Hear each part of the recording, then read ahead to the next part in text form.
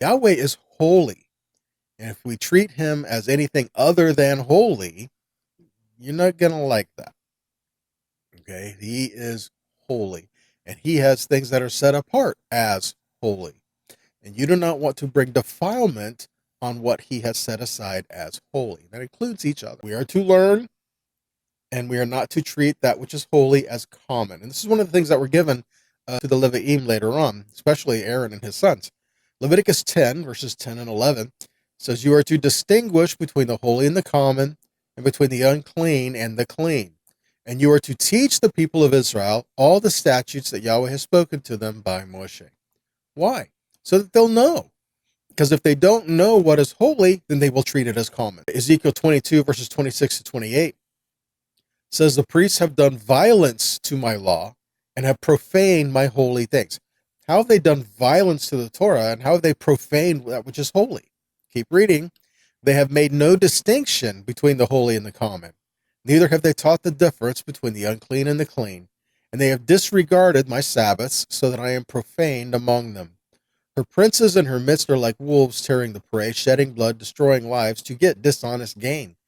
And her prophets have smeared whitewash for them, seeing false visions and divining lies for them, saying, 'Thus says yet the Lord God,' when Yahweh has not spoken." So again, if we don't know the differences between clean and clean and holy and common, then we're going to end up trampling on something that's holy, and then our discernment is going to be off because we don't know what Yahweh says we are to follow. So we need to learn these things. Ezekiel 44, 23 and 24, speaking of the sons of Zadok, it says, "They shall teach my people the difference between the holy and the common, and show them how to distinguish between the unclean and the clean. And in a dispute they shall act as judges, and they shall judge it according to my judgments. And they shall keep my laws and my statutes and all my appointed feasts. They shall keep my Sabbaths holy." So again, learning what Yahweh desires for us and teaching it to the next generations. We do not want to end up calling something that Yahweh has said is holy. We do not want to end up despising that. We do not want to end up calling that which is good evil. So Yahweh is saying, "I have written them so many things from my Torah, but they are calling my Torah profane." We don't want to be in that place.